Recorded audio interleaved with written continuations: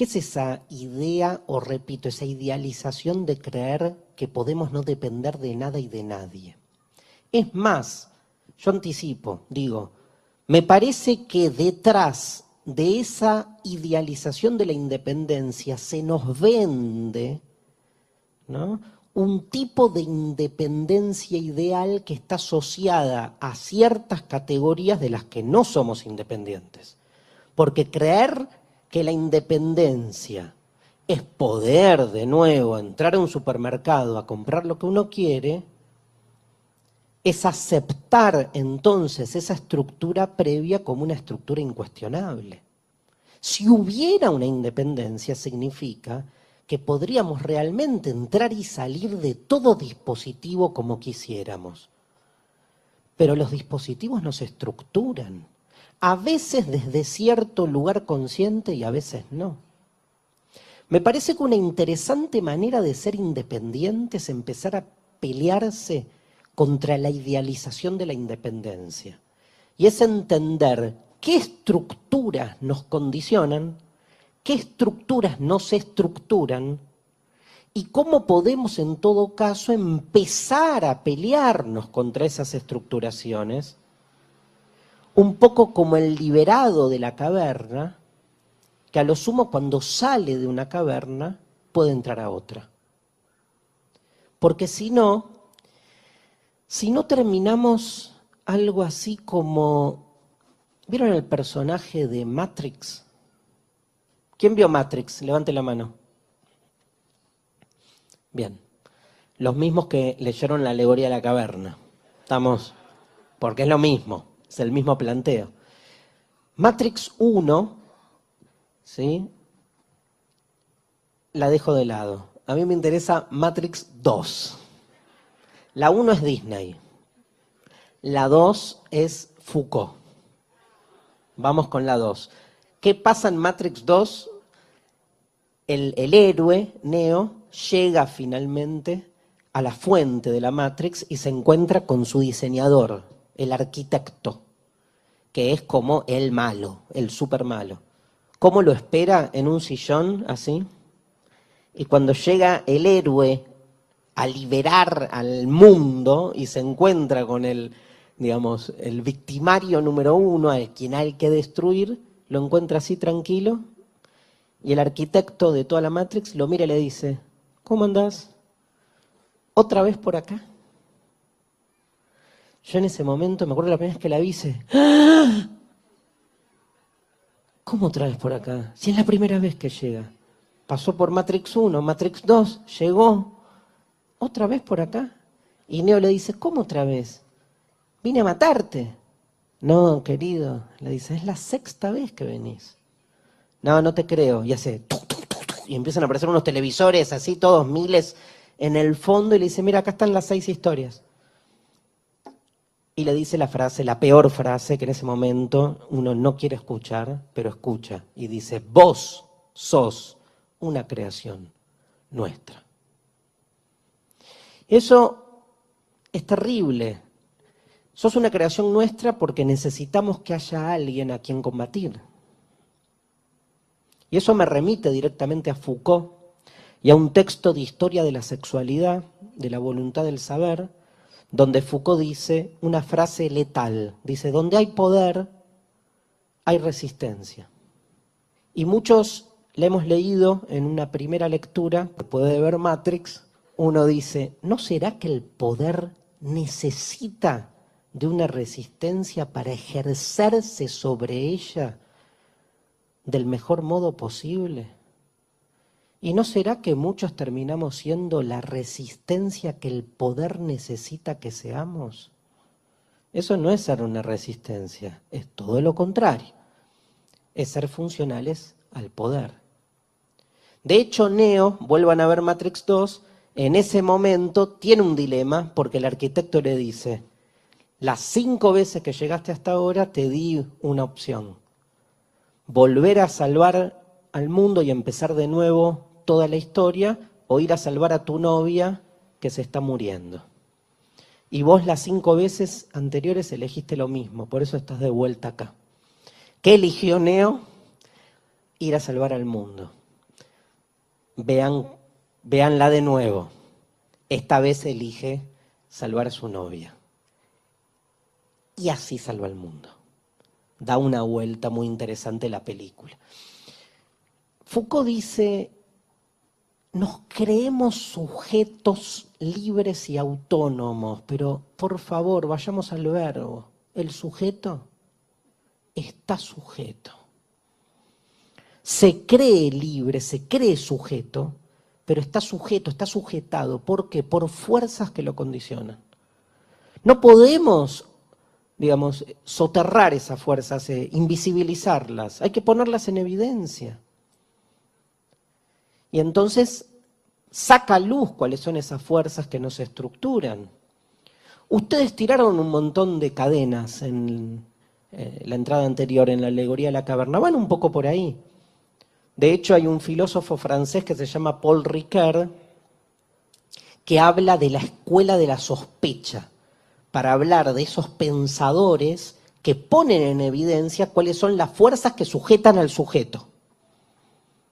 Ricoeur dice son tres: Marx, Nietzsche y Freud. Porque los tres, de alguna manera, están mostrando que ese sujeto que se cree dueño de sí mismo, en realidad es una construcción del poder, de distintas formas de poder. En Marx es evidente, del poder capitalista. En Freud, del poder del inconsciente, de una fuerza que no nos, o sea, frente a la cual nosotros no podemos hacer nada en principio, sino que ella estructura nuestra subjetividad. Y en Nietzsche, que tal vez es el más radical para mí, lo que estructura nuestra subjetividad es el lenguaje. Nosotros creemos que hablamos el lenguaje, pero es el lenguaje el que nos habla a nosotros. No es que nos habla, che, Darío, nos habla en el sentido de que habla a través de nosotros. Porque vieron que nosotros cuando hablamos, las palabras que usamos no las elegimos, su significado. Yo no elijo la palabra vaso, ya es vaso. No puedo crear un diccionario nuevo de palabras. Las palabras todas tienen su significado previo. Les digo algo peor. Y previo también es el modo en que las palabras pueden combinarse. Ese es un sistema de leyes, normativas y disciplinamiento. Se llama gramática. Nietzsche dice, nos habremos desembarazado de Dios, pero seguimos siendo esclavos de la gramática.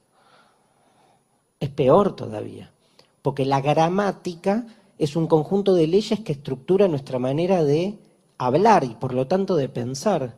Y después creemos que hablamos el lenguaje, que somos libres, vamos y decimos lo que queremos. Si estamos repitiendo significados previos y combinaciones previas con leyes previas. ¿Sabes qué me hizo acordar lo de la escuela de la sospecha de estos tres?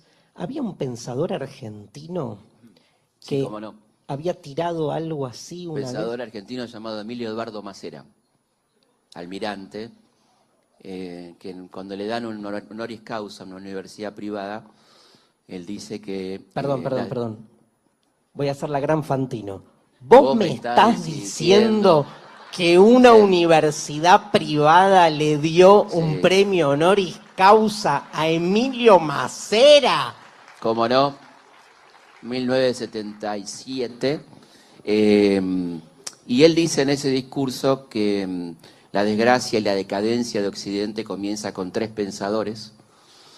Él no lo incluyó a Nietzsche, pero dijo Einstein, Marx y Freud. Y dijo Einstein porque se metió con la intangibilidad de la materia. Así dijo. Leyó a Einstein. Leyó Einstein. Freud porque se metió con la intimidad de la familia. Opa. Y Marx porque se metió con la intangibilidad de la propiedad privada. Le gustaba la palabra intangibilidad. Intangibilidad. Por eso le dieron el doctorado. Y bueno, fue interesante, ¿no? Recordar que esta similitud con Paul Ricoeur, fíjate vos, tuvo un admirador local insospechado. Y no sé si sabrá Paul Ricoeur que tuvo semejante admirador, ¿no? Los tres judíos, dijo. Tres judíos, sí. Los tres judíos. Los tres judíos. Digo, para hacerla completa, ¿no? Los tres judíos. Bueno, te agradezco el dato no, por favor, histórico. No. Entonces, si el sujeto está sujeto, La pregunta es cómo podemos desujetarnos sin idealizar ese estado de independencia, ¿no? Hacernos cargo de las estructuras que nos condicionan y ver cómo descondicionarnos permanentemente sabiendo que no hay un estado de independencia absoluta. Bueno.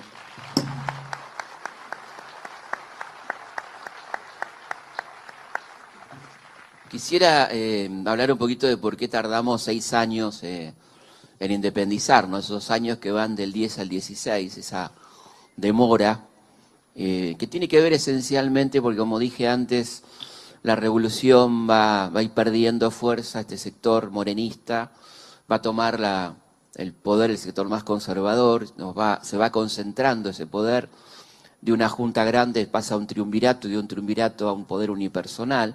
Todo eso se va dando en el transcurso del tiempo entre el 10 y el 16, con una fecha interesante que es el año 12, cuando llega San Martín, y como es interesante recordar, un hombre que viene a trabajar en política, viene a luchar por la independencia, ¿no? Por lo tanto, las primeras tareas de San Martín en Buenos Aires no son solamente militares, sino fundamentalmente políticos. El partido que elige San Martín para incorporarse es el Partido Morenista, la Sociedad Patriótica, con Bernardo Monteagudo a la cabeza. Tienen un candidato para reemplazar a un triunviro, ¿no? Y hay un fraude en esa elección hecha por el triunvirato, y ahí San Martín con sus granaderos interviene. Y además se produce el combate de San Lorenzo, que es un combate que lo posiciona definitivamente en lo militar y que quita toda sospecha sobre este oficial español, sobre que algunos tenían dudas, con una capacidad notable, ¿no? En el momento en que se crea la Asamblea del 13, y en esa asamblea va a elegir a un gobernante.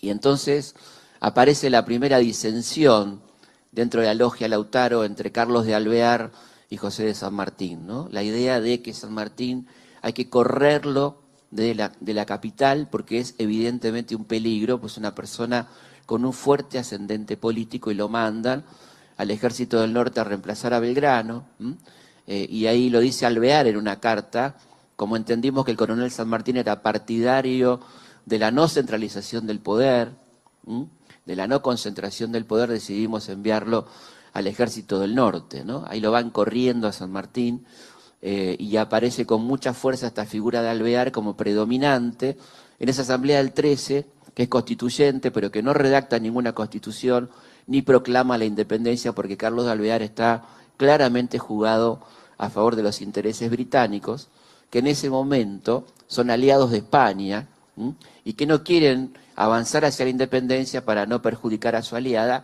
y casi le prohíben a las colonias americanas avanzar hacia la independencia, particularmente a la ex colonia del Río de la Plata. De ahí que Rivadavia se enoje tanto con Belgrano cuando cree la bandera, cuando lo amenace con destituirlo.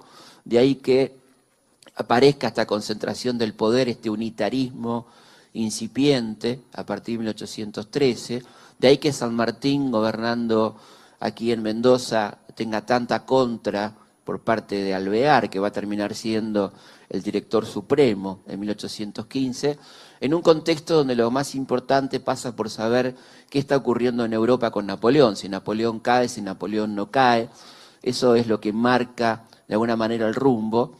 Finalmente Alvear se decide por dos cosas. Por un lado, por tratar de liquidar al enemigo más importante que tiene en cuanto a modelo, que es San Martín gobernando esta provincia de una manera tan particular, tan eficiente, tan interesado en la salud pública, la educación pública, el bienestar general, cosa que va a contramano del modelo que se había implantado en la capital, el modelo nacional del directorio, modelo liberal.